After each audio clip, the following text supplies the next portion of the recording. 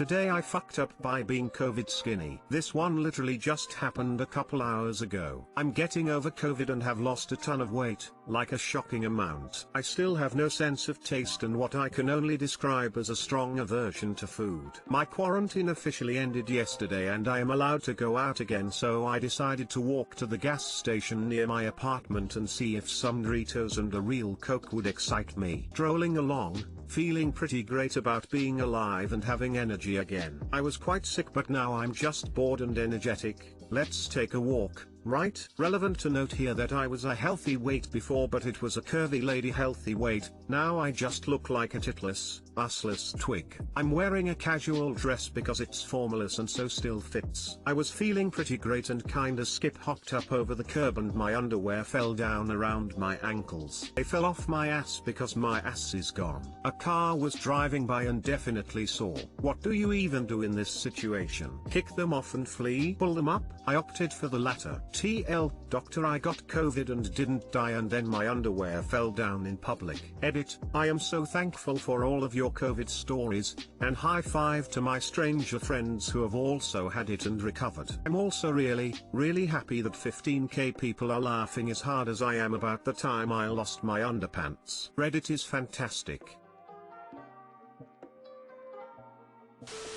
Once in first grade gym class, I somehow had managed to have put my underwear on completely wrong and they slipped out of the leg of my pants. The teacher held them up and asked whose underwear it was. You can be damn sure I didn't claim my underwear in front of everyone else. I feel you on this one, friend. Except my incident was a training bra that I dropped in the hallway after changing in the bathroom for gym class in 5th grade and didn't notice until the whole class filed out of the classroom and walked past it and started screaming "Ew, underwear." My stomach dropped as I walked by, saying a silent farewell to the bra that had been nothing but faithful to me. I think a friend even whispered, "Isn't that yours?"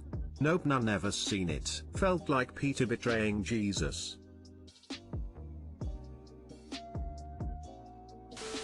The food aversion is by far the weirdest symptom of this virus. I love food. Currently couldn't care less about food. I'm thankful that my symptoms haven't been extreme, but I was not expecting the lack of appetite. Glad to hear you're recovering. You too? There were a bunch of things I anticipated but I didn't know about that one. When the state health department called me for the medical survey, she was like, "Oh yeah, we called that the COVID diet and it's apparently pretty common," but I had no idea. I'm glad you are not having too bad a time and I hope food is exciting again soon. Shit happens. You'll laugh later about.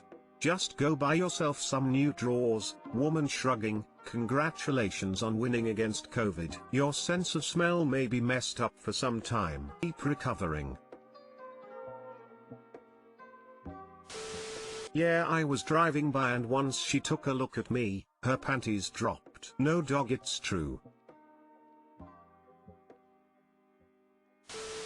Today I fucked up by finding an old camera film roll and getting them printed without knowing what was on it. This didn't happen today, but I'm ready to tell the story now. When my husband and I got together, he had found an old, empty camera we started testing. We bought some film roll and took some pictures here and there. After some time we got the images printed and they were mostly just bad pictures because the camera sucked. But we got some good pics from a festival, so we were happy. Time went on and we moved house a few times and then moved to another city. When we started unpacking, we found a roll of pictures, and we thought it probably was from that old camera and it might be pictures from our honeymoon. We went to the camera shop to get the pictures printed instead of sending them in the mail. We had to wait 1 hour for them to finish the printing, so we just walked around the mall for a while. When 1 hour had passed, we walked back, paid and turned around, opened the wrapping and started looking at the pictures. First picture was like a smack in the face, my husband's erect penis. Next one was me, naked, and him doing naughty things to me. I could feel them looking at us. I felt like I was shrinking into the grunt. I could not stop looking at the pictures while slowly realizing what I was looking at. I could not keep calm, so I just sprinted out, took the pictures and left my husband there. We could never go back there, not even to the mall, the only one in town, ever again. We moved home 6 months later. Too long, didn't read, found an old roll of pictures and got them printed. Turned out it was our homemade porn.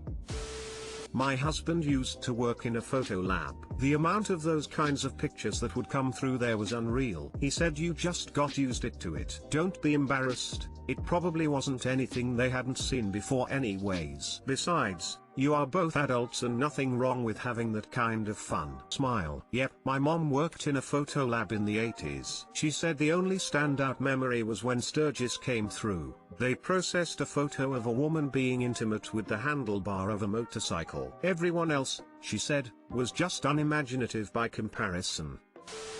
This is hilarious. Good for you guys and congrats on the sex. Lol. Thanks.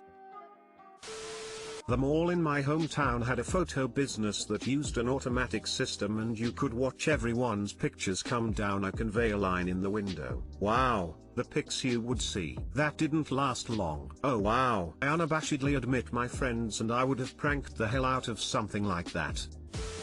My best bud growing up worked at Walgreens when he was 19 to 23 circa like 1995-99. The store manager was only a few years older and we all knew him from the neighborhood. They had a corkboard in the break room filled with any and all nude photos they had printed doubles of from customers' cameras. Yes, everyone's worst nightmare scenario of developing those kind of pics was absolutely true at this Walgreens, and I'm telling the God's honest truth. I had a friend who worked at a photo lab in the early 2000s and it was the same. Back room with entire collage wall dedicated to photos ranging from your vanilla nudies to the bizarre. I once had photos printed and put on a DVD. This was fairly new at the time and not cheap. They were photos from my now ex-in-law's 50th wedding anniversary party. When I got the DVD, I thankfully looked at them before sending them to loved ones via email. It was photos of some naked guy stretched out on his couch from all different angles. No idea who the guy was. I'm assuming he got the pics from the party. Was obviously very surprised. Plot twist. The pictures were of a guy that worked at the photo place and he just really fancied you and hoped you liked what you saw. Today I fucked up by pretending to be asleep. I'm 25 and have been working abroad for the last 3 years. Have a girlfriend, dogs and a cat back in the country I work in and have decided to settle there for good. I returned home in April as my parents, both in their early 60s, were tested positive for coronavirus in the same month and I wanted to help out with the due processes for treatment. Although they recovered quickly, it seemed as if I was gonna be stuck at home as the borders closed. Initially, my parents and I didn't make it a huge deal but rather viewed it as an opportunity to have a good family time since I was their only child. All good for the next half year. Work from home, girlfriend calls me every day, parents love her. I managed to keep a job amidst a massive layoff, so far so good, right? As a wise man once said, all perks come with a clause, and this time it was me becoming retrospective of how I had a tough time through my parents' midlife crisis, during which they didn't know whom to blame for their unfounded woes and ended up pointing the finger at my teenage angst. As a way to elude this looming distress in my head, I challenged my parents to a session of rummy after dinner. A casual activity we did as a family when I was younger. Nevertheless, this only exacerbated my thoughts on familial grievances one goes through as a teen, and we couldn't keep ourselves from exchanging words regarding whose fault it really was that they almost got divorced a little under a decade ago. Jackie D's on ice in our hands didn't help either. At a certain point we realized that we were all drunk and it would be best for us to retire for the night, and so we did, but not without the last act of slamming our cards and stumbling our way out of the kitchen. I walked out to the porch for a smoke while my parents were still in the living room, knew this because I could hear my mom sobbing. Entering the house, I decided to sleep in the couch itself as my room was upstairs and I didn't wish my life to be as anticlimactic as falling down the steps to break my neck. At this point I had thought that both of them had gone to bed in their ground floor bedroom, so I fell flat on the couch. To my surprise, a full 10 minutes later I heard whispers behind me, whispers in my parents' voices by the fireplace, and it sounded remorseful. Remorseful of mistreating each other and feeling sorry for each other. I let them be, without disturbing them because I thought I owed them at least that much, so I ensured not to disturb their moment by making it known that I wasn't asleep. My mom seemingly playing the sympathy card, somehow turned the conversation sexual, and next thing I know they were getting undressed right behind me. Even then, a cautious prick that was my dad hesitated and clearly mentioned my name, but my mom assured him, wrongly, that I had passed out since I hadn't apparently answered a call on my vibrating phone on the coffee table by the couch. Mom, no. I couldn't stop the inevitable and it happened. My parents had sex in the same room that I was in, and I could have even wished to have died instead. I couldn't take it at one point, and the alcohol in me found its way out as I hurled my guts out on the coffee table while they were still on the F train. After this, I heard them scurry their way back to their bedroom and the bedroom's door shut. That's when it dawned on me that I wouldn't have broken my 5-year-long non-puke streak had I simply answered to my dad's beckoning, or even, as my mom said, passed out. Woke up in the middle of the night, cleaned up my mess and walked upstairs to my laptop to type this story while still being drunk. So excuse any error. My worst fear is reading another story in this subreddit from a parent's perspective on how they fucked up by having sex literally behind their son. I don't even know if either of my parents has a Reddit account. I do not wish to know. Certainly not that way. Too long didn't read,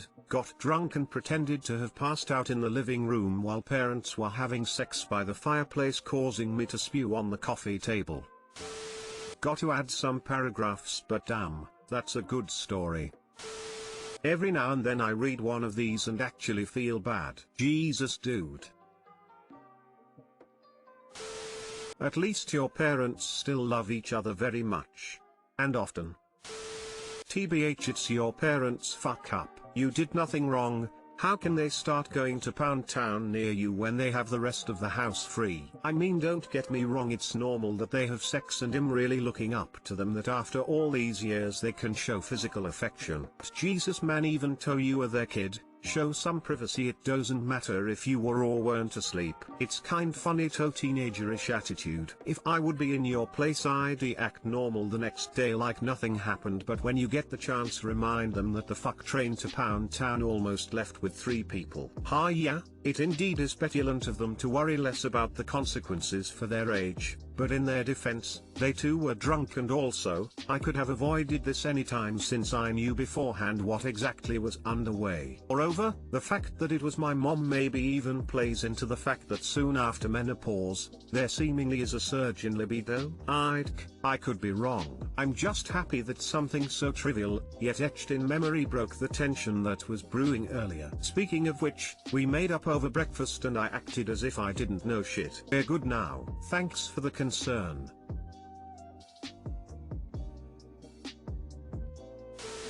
The too long didn't read is very concerning.